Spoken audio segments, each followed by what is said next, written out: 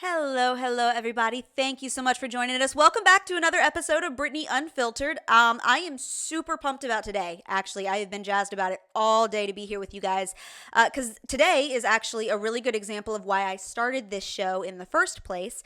If you know anything about my day job or, the other videos that I do, I work for a nonprofit organization and we're very limited in what we can talk about as far as politics and political races and that kind of thing. Just for 501c3 reasons. But today I actually get to talk about political candidates and give you some of my thoughts, which is exactly why I started this independent show. So I'm super excited about that. Did want to let you guys know, though, in response to a couple of questions that I got about last week. No, there was no episode last week. It was not a planned miss.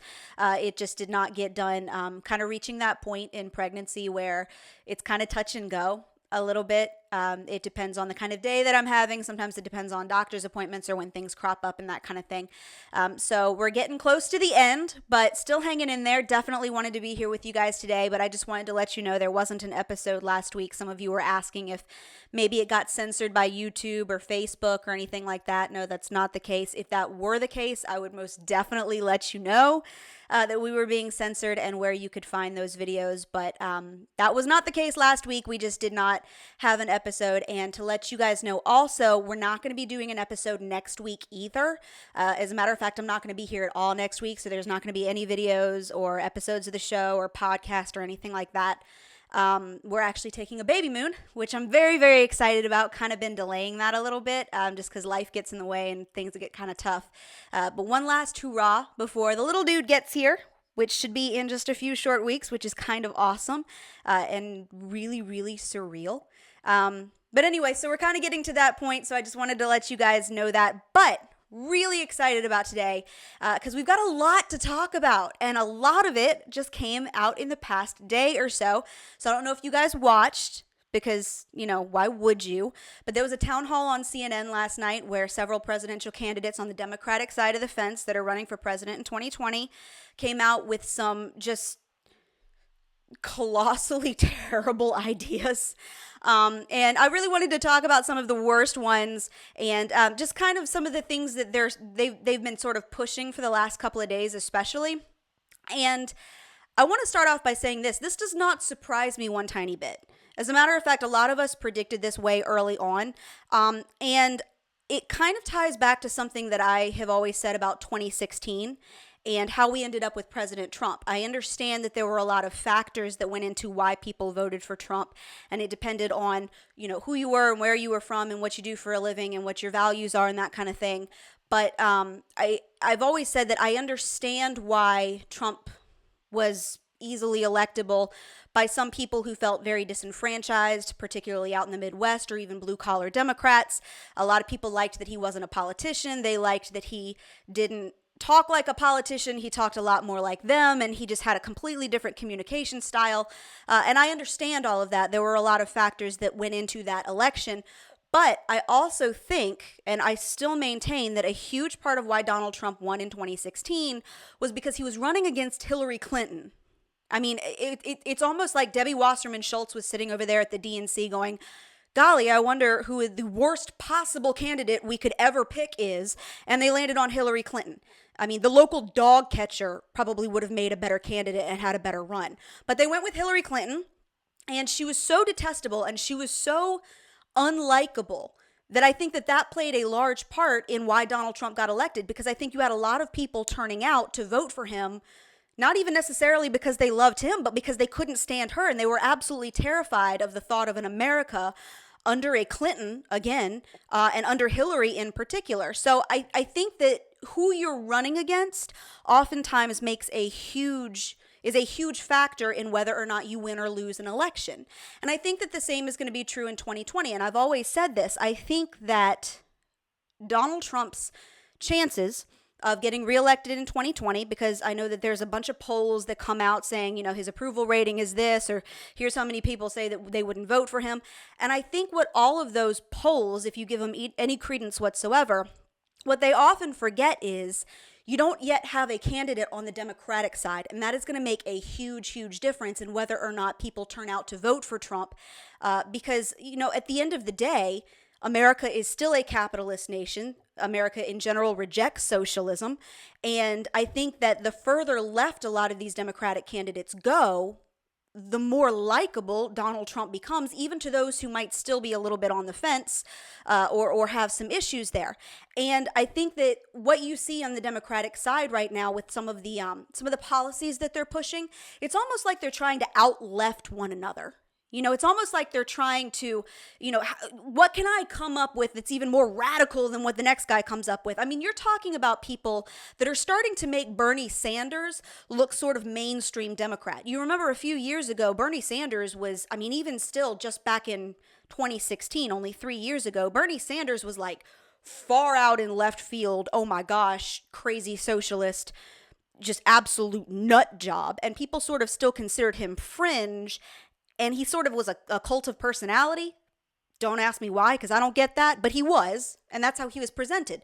Now you have a lot of Democratic presidential candidates pushing the same policies that he's pushing, and it almost makes those like Joe Biden look more moderate, which is crazy. So as they push further and further left, I really wanted to talk about some of the more specific policies that they've put out there, because it really just shows you how incredibly ridiculous they've gone. And I don't know, again, if it's in an effort to try to outdo one another with how far left they can be, or if they actually think this junk makes sense. I think it's some wacky combination of the two. And it's insane that some of these things are even being proposed. So I want to start with my favorite one, the one that has just been driving me absolutely nuts for the last day, especially on Twitter, because there are people that actually think this makes sense, which boggles my mind. And that is from Elizabeth Warren, or as I like to call her, Chief Crapping Bull, because that is the only thing she ever does is just spew bull crap. And one of the latest ones is, of course, she came out the other day with this big debt forgiveness plan. So debt forgiveness for student loans. She wants everybody who has student loans to not have student loans anymore. And we're just, you get a college degree and you get a college degree and everybody gets a college degree. And I don't know, it's going to rain lollipops and unicorn farts or something like that. And everything will be merry and we'll all be happy. So this is kind of the little utopia that she's putting out there, right? So it's a $640 billion plan, billion with a B, $640 billion plan to make all this student loan debt vanish into the ether so nobody has to pay it, which of course those of us with any gray matter between our ears understand is complete and total bull, and does not work that way. So here's what her plan entails. It entails $50,000 in debt forgiveness to those who make $100,000 a year or less, a $100 billion investment in the Pell Grant program, and also free tuition for 2- and 4-year public colleges. So everybody gets everything for free, right? So I've got a couple of questions about this. First of all, the first thing that I want to know, as somebody who did take out student loans, made certain choices to go to the college that I went to based on how much it cost and what I knew I was going to be able to pay back, and also worked her butt off for the years after college in order to pay back those student loans that she took out. I would like to know if there is a reimbursement plan for those of us who knuckle down and actually made good on our debt. That just, asking for a friend here. Like, is there any, because to me, it just seems, and this must be how legal immigrants feel when illegal aliens jump to the front of the line. I'm kind of starting to understand that, because as somebody who paid off thousands of dollars of student loans and who tried to make fiscally responsible decisions even before I graduated so that I wouldn't get stuck with tens of thousands of dollars in student loans, I'm interested in if there is a reimbursement plan for people like me, because that seems only fair, right? I paid for the thing that I voluntarily chose to buy, but now you're just giving other people all of this stuff for free. And of course, let's talk about what free means, because it boggles my mind. Because this is not rocket. This isn't a Republican or Democrat thing. This is a very basic concept. Nothing in life is free. When you get something for free, it means that somebody else paid for it for you. When you get a birthday gift that you did not pay for, it's because somebody else had to go out and spend their money to buy it for you, right? So this idea of free that it's just going to be free. No, debt forgiveness for student loans does not forgive anybody's debt. It merely shifts the debt onto somebody else, i.e., the taxpayer. So those of us who worked very hard to pay back our own student loans are now suddenly on the hook for everybody else's student loans too. And I'm trying to figure out how in the world that makes any kind of sense. I'm sitting in a house that I pay for every single month. Now, I can go to the bank and say, I can't pay for my house anymore, guys, sorry, and they'll go, okay. But your credit is shot, and oh, by the way, we're taking your house. Same thing with your car. If you just suddenly stop making your car payments, that's perfectly fine. They're just going to come and take your car. And again, your credit's going to be shot. So my idea is, rather than just suddenly give all this debt forgiveness, how about this? If you can't pay back the thing that you voluntarily chose to take out, all of these student loans, if you can't pay those back, that's fine. We'll forgive your debt. Turn in your degree. Give back your degree. Because you can't just suddenly shift that cost burden onto somebody else and make them pay for it when you get to keep what it is that you chose to buy in the first place. So that's my point number one. The second point that I've got here is apparently there is a serious lack of understanding about the student loan debt issue. And I'm going to lead with a clip. Bear with me here because I know that it's just like nails on a chalkboard. I'm going to lead with a clip here of Auntie Maxine Waters and an altercation. Well, I shouldn't say an altercation. I guess kind of a back and forth that she had with some bank CEOs from a finance hearing in Congress a couple of weeks ago. Listen to this, and then we're going to talk about it because there's some serious misunderstanding here about how this works. Today, there are more than 44 million Americans that owe, this is student loan crisis, $1.56 trillion in student loan debt. Last month, this committee received testimony that last year, 1 million student loan borrowers defaulted, which is on top of the 1 million borrowers who defaulted the year before. What are you guys doing to help us with the student loan debt? Who would like to answer first? Mr. Monahan, Big Bank. We stopped making student loans in 2007 or so. Oh, so you don't do it anymore. Mr. Corbett? We exited student lending in 2009.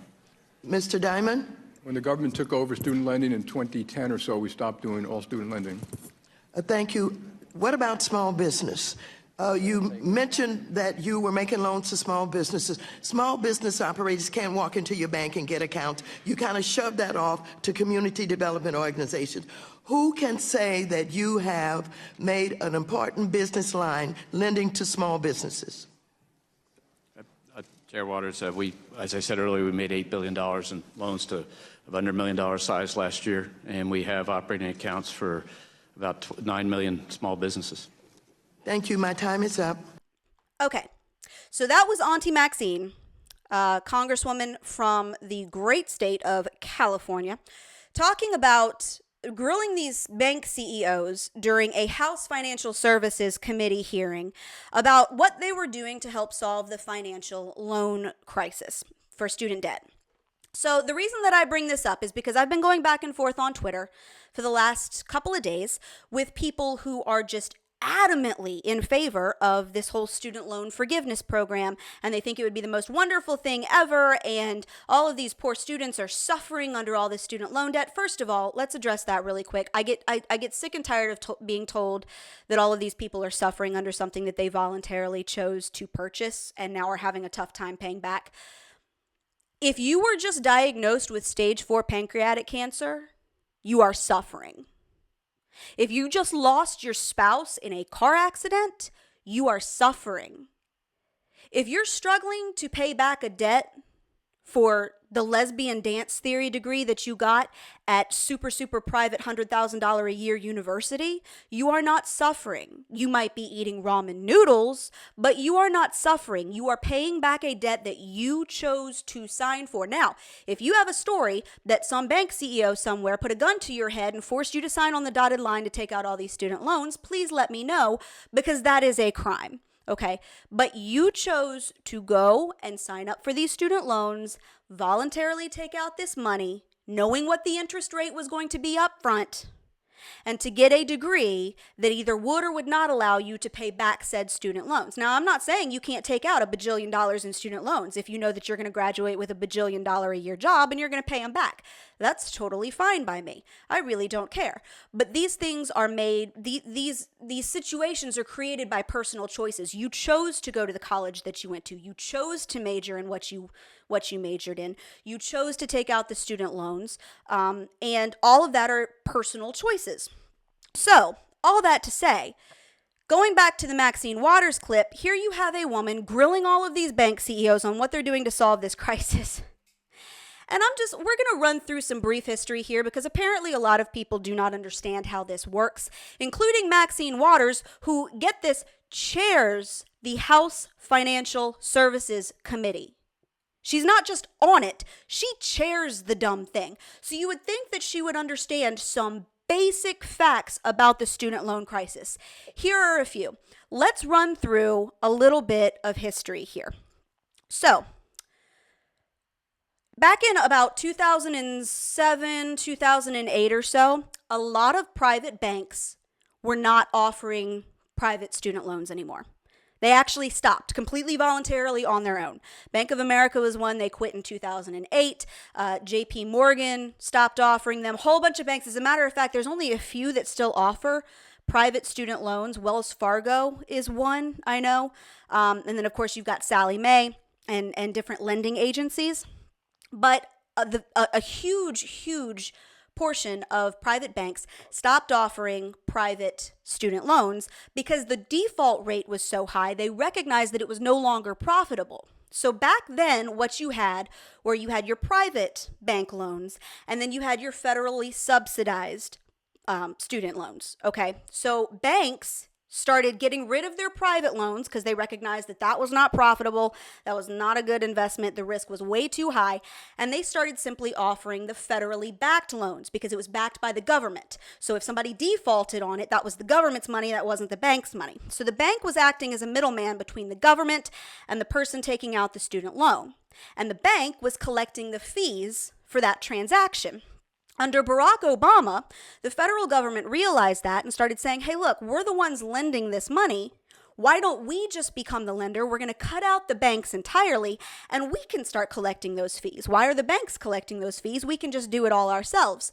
So you had what was called the Healthcare and Education Reconciliation Act, which Maxine Waters voted for and apparently completely forgot, because what it did was it completely cut out the middleman of the bank. All right, so the government started offering these loans to students. You can still get a private student loan through a bank if you can find one that offers it, whether it's a lending agency like Sallie Mae or a bank like Wells Fargo. Not as many offer them anymore, but you can. It's just a little bit harder because typically it's something that if you're 18 or 19 years old, your parents are going to have to co-sign it for you, because it's based on things like your credit score and your ability to pay back your debt and your income, and most 18, 19-year-olds just don't have that. So the bank usually requires somebody to co-sign for you. So the vast majority of people just get their loans from the government. It's a lower interest rate. It's a little bit easier to get. That's where the vast majority of people get their student loans.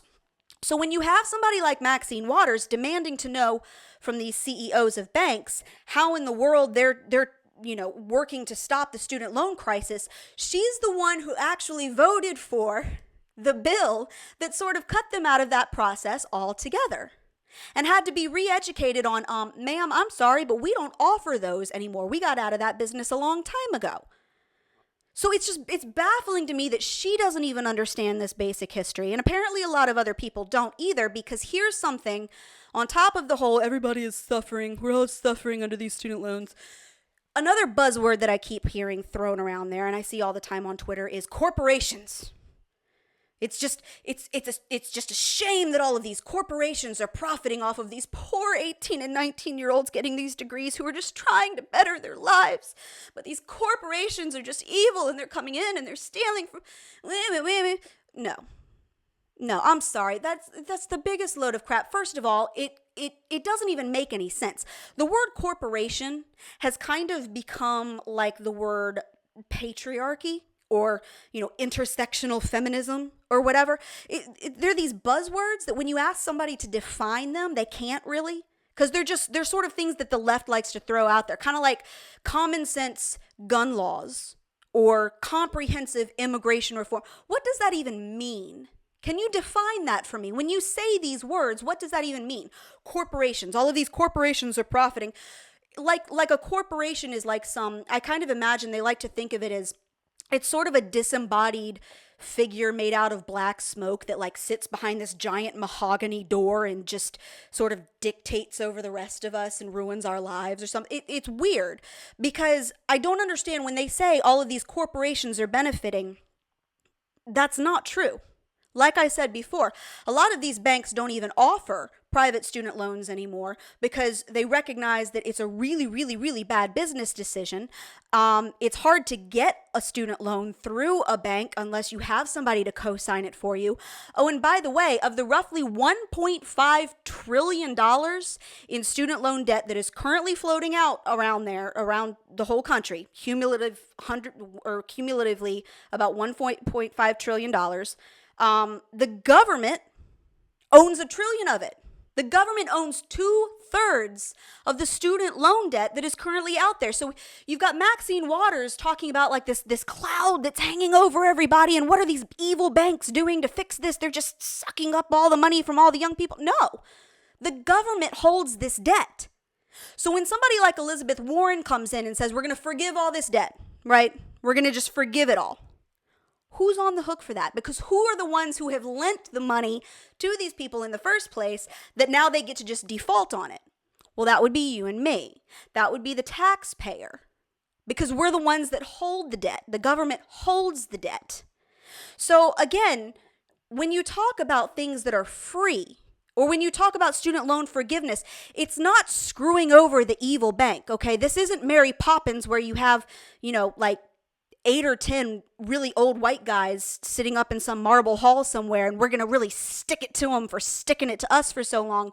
That's not what this is. It's screwing over the American taxpayer, particularly those of us who have worked hard to pay back our debt. That is who this messes with. That is who this completely and totally dumps the burden on.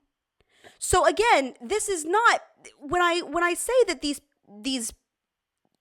Democratic politicians are throwing these plans out there, it's not because they make any sense. Because they don't make any sense. They make 0 sense completely. And they know exactly what they're doing. This is pandering for votes. And again, I go back to what I said originally at the start of the show. This is an attempt to out-left another candidate. This is about getting elected. This isn't about doing things that are good for the country. This isn't about making sure that you are being a good steward of taxpayer dollars. This isn't about helping the next generation, because making things free, i.e. pushing that off onto someone else, doesn't help anybody. It doesn't help the person that you're teaching they can just float through life for free. It doesn't help the person that you're now forcing this debt on. It doesn't help the economy. None of this helps anybody. So this isn't about making anything better. This isn't about helping the country. This is about saying things that will get you elected and preying on people's ignorance who don't know things like the fact that most banks don't offer student loans, who don't understand that when you simply give things away for free, you just shift a cost burden, who don't understand what corporations even are. It's preying on mass ignorance. Okay? And that is exactly why I said the other day, Democrats want a world free from consequences. They do not want consequences for anything. If you take out debt, if you spend more than you have, if you have unprotected sex, they don't want consequences for anything, because they understand that a people that take responsibility for their own choices and the ramifications of their own choices, who take responsibility for their own lives, are so much harder to control. When people are ignorant because they don't take control of their own lives and they look to everybody else to do it for them, they are much easier to manipulate. They are much easier to control. And that is exactly what people like Elizabeth Warren are doing. The second person that I wanted to talk about today is good old Senator Kamala Harris from California, just like Maxine Waters. So I'm going to play a clip here where she talks about gun control, and then we're going to chat about it. Here's the clip. But we need reasonable gun safety laws in this country, starting with universal background checks and a renewal of the assault weapon ban. But they have failed to have the courage to act. So, Ben, here's my response to you. Upon being elected, I will give the United States Congress 100 days to get their act together and have the courage to pass reasonable gun safety laws. And if they fail to do it, then I will take executive action. And specifically, what I will do is put in place a requirement that for anyone who sells more than 5 guns a year, they are required to do background checks when they sell those guns. So executive action is what Kamala Harris says that she wants to implement if Congress does not fall in line once she is president, which of course I genuinely do think that there are many on the left who want to go ahead and coronate her. I do kind of think she's the next Hillary Clinton, and I think she genuinely thinks she's going to get it too. So I think that, you know, again, she's kind of got this, it's exactly like what we were just talking about with the word corporation. It's sort of like spinning these buzzwords and sort of saying things that don't really mean a whole lot in practicality. It's sort of these vague generalities. Let me explain what I mean here. So first of all, let's talk about the executive action pieces of this, because apparently we've just completely forgotten that we have something like a constitution that actually dictates how the different branches in our government are supposed to work, and the fact that one of them can't just do whatever they want when the other one doesn't fall in line. We saw this a lot with Barack Obama. He was not the first to use executive action by a long shot, but he was kind of the first to really use it in ways that it hadn't been used before, and to implement these sweeping, widespread reforms that were just blatantly unconstitutional. I mean, the things that the guy did on immigration were just so ridiculous. I mean, you couldn't even make a good case for why they were constitutional. They just weren't. So I guess Kamala Harris has now decided that if Congress does not bow to her wishes on gun reform, she can just implement it via executive action, which I say this with all hesitation because I don't mean it in reality, but there's a part of me that kind of wants her to try, because I think it would fail so abysmally in the courts. I really do. But then there's also a part of me that looks at our court system and says, well, they kind of suck. So I don't really want to roll those dice. But I do think that it would fail in court. And again, I think that part of why it would fail in court is for things like her so-called assault weapons ban. And I say that knowing that there's no such thing as an assault weapon. Okay, so I'm using their terminology to kind of, you know, just sort of for ease of conversation, because there's no such thing as an assault weapon. If I take a hammer and I beat you over the head with it, that hammer becomes an assault weapon. Anything that is used to assault somebody can be an assault weapon. If I have an AR-15 that I don't use to assault anybody, it's not an assault weapon. And by the way, it's certainly not a military-style assault weapon, because there is something called the M16. It is different from the AR-15. If you don't understand that, I encourage you to look it up. But the words military-style don't mean anything either, considering the fact that, okay, what exactly do you mean by that? Because the military uses all kinds of things. The military uses rifles, they use shotguns, they use handguns, they use tanks. What do you mean by military style? Anything that the military uses? Because that's pretty much everything, to be honest.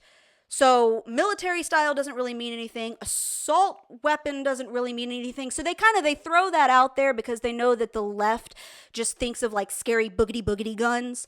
Like anything that's, you know, chrome and black and looks like it could do some damage, that must be an assault weapon. Oh my goodness.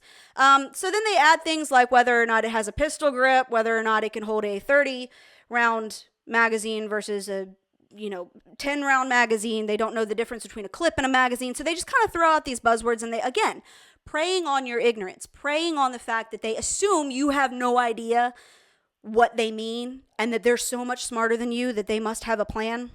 So I guess she says, that she's going to take executive action, first of all, to ban assault weapons. So that's the one that I would kind of like to see her try, only because the Supreme Court has already ruled that when the Second Amendment says you can keep and bear arms, it means arms that are in common use at the time. Well, the AR-15 is the most commonly used rifle in the United States. So if that doesn't meet the definition, I don't know what does. So that's where I think she's going to run into snag number one. Snag number two, I think, again, this is where even she reveals that she doesn't know what she's talking about. First, she talks about universal background checks. Then she tweeted later on in the day, near universal background checks. So she's not even sure where she stands on this. When she talks about universal background checks, she talks about people that if you sell more than 5 guns a year, or is it, yeah, if you sell 5 guns a year or more, okay? Well, that's not a universal background check. A universal background check would be if you sell any guns. So now it's if you sell a certain amount of guns. The reason that people have a real big problem with universal background checks is because there are a lot of guns that are handed down from family member to family member, that are sold between family members by people who are not licensed gun dealers and really have no need to be, because their trade is not selling firearms. Some of these people only have 2 or 3 guns, and if they want to give their son one, or if they want to sell one to their nephew or their cousin or whoever, why would they have to have a big expensive license to do that and have to file some universal or file through some background check? So there are a lot of guns that have been handed down through families. My family has plenty of them. That it would cause a real issue if you had universal background checks. Well, now Kamala Harris is coming out and saying, well, I don't really want that. I want near universal ones. So she keeps using these terms sort of interchangeably, like they mean the same thing and they don't. And I say that to say it's the same thing with the term assault weapon. They're these phrases that they throw out, and they don't really have a plan. They can't really explain to you what exactly they mean because they don't know anything about guns. They don't know anything about gun law. They don't know anything about the NRA. They don't know anything about gun culture or the people who own them. So they just kind of, they throw out these words that have no meaning. So again, this is where Kamala Harris, I think, just completely steps all up in it with her proposal. And the fact that she says that she will take executive action, and I'm going to say something with some hesitancy here, because I do think that it's not apples and oranges, but bear with me. This is why I have been somewhat critical of Donald Trump saying that he's going to use executive action to build a border wall. I know that it is not the same thing. Please understand me. I know that that is not the same thing. Stripping law-abiding citizens of their Second Amendment rights and fixing an illegal alien influx at the border are wildly different, and I understand that. I do believe that we have a national emergency at the border. I do think that we're being overrun, and I do think that that needs to get fixed. And I have heard some very compelling arguments from some constitutional lawyers, of which I am not one, who have made very good points for why Donald Trump is well within his presidential rights to use executive action to stop a crisis like that. So I understand that. At the same time, this is why I am always cautious the minute that I hear the words executive action, whether it's something that is within their rights to do or something that is not. I am always cautious when I hear that because I think that I do think that it's dangerous territory. I'm not saying that it's without precedent. I'm not saying that there aren't situations where it should be used. I'm saying it should be used so carefully. And as citizens, we should be so incredibly wary of when we allow a president to use that, regardless of whether it's our president that we voted for or whether it's a situation that we personally do or do not agree with. We need to be very wary of this whole executive action thing because, again, it started with Obama, where he just took his pen and his phone and he just used it willy-nilly, and nobody did crap about it. You had some people in Congress who hemmed and hawed and went on some television shows and, maybe tweeted about it some, about how, this was just unconstitutional and they were so mad. But if you notice, nobody actually did anything about it. DACA still exists. The UAC program in Latin America still exists. A lot of his policies on detention and this revolving door, open border policy, all of these things that he did that everybody got so upset about, they still exist. Nobody stopped them. Nothing was done about it. Okay? It was just a whole bunch of lip service. And I think that's where I'm very hesitant because I think that if we allow that to continue, I'm not saying that the border situation is a perfect example of that. But if we allow it to continue, this is what it's going to lead to. It's going to lead to people like Kamala Harris, God forbid she be elected, immediately start assuming that that's just how we're going to get things done these days. If Congress won't do it, if I don't like them and they tick me off, or if the opposite party controls one or both of the houses, I'm just going to do an end run around them, and I'm going to do it anyway. And I think that's a really, really dangerous precedent. a really dangerous one. And so I say all that to just simply say that I think we need to be very, very careful when it comes to executive action, regardless of who's in the White House, regardless of whether we agree on the issue. We simply need to, again, when there are instances where it should be used, that's one thing, but we just need to be cautious of when we agree with it and when we praise it and when we don't. So going from the gun control thing here, it's really interesting that Kamala Harris agrees with Bernie Sanders on another point, which I'm going to play one more clip about another crazy proposal that they have that seems to completely fly in the face with this whole idea of implementing gun control because people with guns are bad. So we're going to roll this clip and then we're going to talk about that right away. Now, here is my view. If somebody commits a serious crime, sexual assault, murder, they're going to be punished. They may be in jail for 10 years, 20 years, 50 years, their whole lives. That's what happens when you commit a serious crime. But I think the right to vote is inherent to our democracy. Yes, even for terrible people. Another issue that I want to talk to you about, this is really important. I'm not sure if you were watching earlier, but Senator Bernie Sanders said that he is in favor of felons being able to vote while serving in prison. He was asked specifically about people like the Boston Marathon bomber, also people who are convicted of sexual assault. And he said, this is a quote, "The right to vote is inherent to our democracy, yes, even for terrible people." Do you agree with that, Senator? I agree that the right to vote is one of the very important components of citizenship. And it is something that people should not be stripped of needlessly, which is why I have been long an advocate of making sure that the formerly incarcerated are not denied a right to vote, which is the case in so many states in our country. In some states, permanently deprived of the right to vote. And these are policies that go back to Jim Crow. These are policies that go back to the heart of policies that have been about disenfranchisement, policies that continue until today, and we need to take it seriously. But people who are convicted in prison, like the Boston Marathon bomber, death row, people who are convicted of sexual assault, they should be able to vote? I think we should have that conversation. How does that make sense? Can somebody please, chime in the comments or, write me a message or something? Please, somebody with, how does that make sense? So let me understand you correctly. I just want to make sure that I'm understanding correctly. Assuming that they want this to make sense, because I'm not entirely sure about that. So, guns and violent people are so bad that we have to strip millions of law-abiding citizens of their right to own firearms, including the most popular rifle in the entire United States, because we are so concerned about people with guns doing harm to other people. We have to demonize the NRA, which has about 6 million members who are law-abiding, and none of whom have committed a mass shooting. We have to demonize them, and we have to strip everybody's guns. We have to take executive action and just completely shred the Constitution in order to take their guns, because we are so concerned about violent criminals with guns. But, so if you're Joe Schmo and you're just minding your own business, we're going to come take your guns. If you're Joe Schmo and you take your firearm and you go out and you shoot somebody in the head and land yourself in federal prison for life, we still think you need the right to vote. We still think that you need the right to elect lawmakers who make decisions that govern the rest of society. We think that you deserve that right. Law-abiding citizens don't deserve the right to own firearms, if we say so, but you deserve the right to vote even though you went and axe murdered somebody. How in the world does that?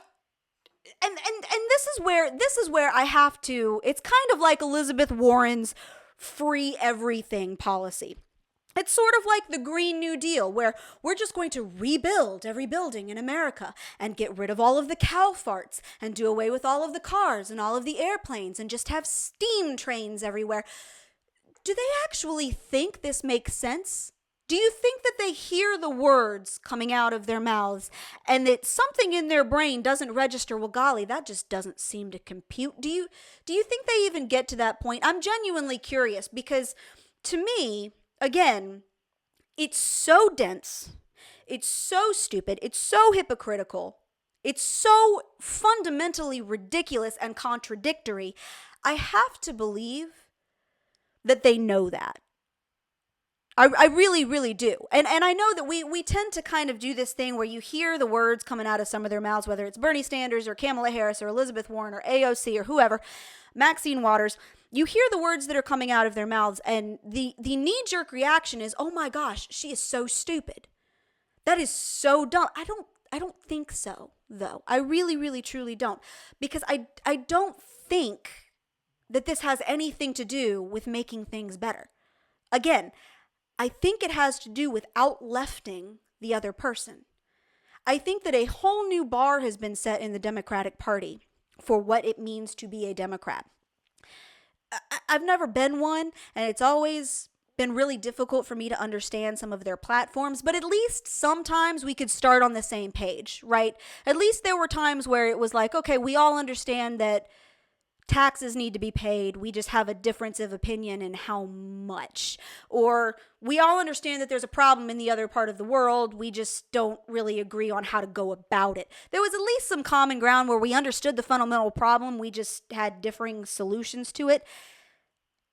Now, I mean, to say that they are out in left field, I think is really putting it, I mean, not trying to be punny or anything, but they're out there chasing butterflies. This makes literally no sense. You think that people with guns are so dangerous that you have to strip other people of their right to own guns, and yet you are going to give them, the person who has clearly proven themselves to not be a functional member of society, so much so that we have to lock them up because of the crimes they've committed, but you want them to be able to vote. If that is not pandering, if that is not straight up pandering, it's the same exact mental or lack of mental faculty or just complete loony bin material that says, you know what, we're really, really concerned about people with guns in this country, but violent criminals should be protected by sanctuary city policies. Those two things are antithetical. If you are concerned about violence, if you are concerned about the people that perpetrate it, you do not then go and give them special privileges. You do not then go and seek to make sure that, you know, that they can participate in society if they're so dangerous that we have to take them out of society. It is absolutely ridiculous. You want to strip law-abiding members of society of their guns, but you want to bring in every member of MS-13 because we can't question them at the border and we can't deport them if they get caught doing something horrible like stabbing somebody to death and setting their body on fire, which, by the way, happened not too long ago right here in Maryland. So I guess, I think we've just reached this place where they're not attempting to make sense. And I know that I just spent the last half an hour or more just completely picking apart some of the things that they have proposed. But again, it's not in an effort to make sense of it. It really isn't. And if you're looking to make sense of it, I really wouldn't go there because we've got all of the next year and a half to listen to this garbage. It is exhausting. It is already, I can't believe that. I feel like 2016 just wrapped up and here we are already heading into 2020 and you're just going to hear more of this. You're just going to hear more far left nonsense. So I don't think that it's about making sense of it anymore. I think that it's simply about looking at how ridiculous they are when they come out with all of this crap, again, trying to outdo one another and trying to make the other look like a moderate because they want to be the real radical progressive who's pushing the far left agenda here. I think that's ultimately what it comes down to. So where I'm going to leave you with is this, and it's going to sound way too basic. I understand that, but here's kind of where I kind of conclude this whole thing. Because otherwise you just rack your brain trying to figure out how in the world anybody can fall for this. Number one, have to educate yourself. And I'm doing that constantly. I'm not claiming that I have every single answer either. And I'm sure many of you would not either. But you have to educate yourself. Again, it's something as fundamental as understanding if you're going to complain about the student loan crisis, you have to understand why people take out student loans. You have to understand who's taking out student loans and who is giving them the loans. All right, you have to understand some basic facts. So make sure that you are educating yourself about these issues so that when you find yourself in a debate with somebody, you come armed more than buzzwords. You come armed more than whatever you heard somebody else say. You know the facts yourself. Way too many people just kind of regurgitate other things that they've heard. They don't do their due diligence. And I think that's what you see on a lot of college campuses right now. You hear people just sort of spout off this nonsense, but when you drill down to it and you say, "Can you explain to me what you mean by that? Can you define that term that you just used?" They've got nothing. Absolutely nothing. So we have to make sure that we are an educated society that understands what we are talking about and can actually go into these debates armed with facts. The second thing is we've got to be prepared to vote. We've got to be prepared to vote. And I'm not even going to tell you necessarily who to vote for. I think that you can probably surmise which side of the fence that I lean on, but I'm not going to say that because that is an individual decision. So I'm not going to tell you who to vote for. What I am going to say is we have got to turn out, and not just for presidential elections. I'm talking about congressional elections. I'm talking about your local elections for people that make decisions that affect your daily life. We have to turn out to vote because make no mistake, the other side is going to. The other side is going to. And if you do not want socialism in this country, if you do not want other people picking your pockets for everything that somebody else decided to buy, you have got to go out and make your voice heard. That is the tool that the founding fathers gave us in order to combat this nonsense. We can't stop them from standing up on a stage and spewing it, nor do we want to. That's the First Amendment, right? We can't stop them from doing that, and it wouldn't be a good idea to try. They should be allowed to stand up there and say all of this crap that makes no sense, and then we should refuse to elect them. That is at the end of the day, that is what we've got. So that's where I'm going to leave you. Hope you got something out of this. If not, then just go back and watch the CNN town hall for yourself because it was a complete and total crap show. But like I said, we're not going to be here next Tuesday. I will be on vacation. We're going to try to be here the week after that, though. And as soon as I'm ready to go on baby hiatus, I will be sure to let y'all know so that you can know not to look for anything from me for just a little while. Just a little while. Promise going to be back after that, but just a little while. Give me a little bit to kind of recover from all that. But I will see you guys back here in 2 weeks. Hope you have a great rest of your Tuesday and a great rest of your week.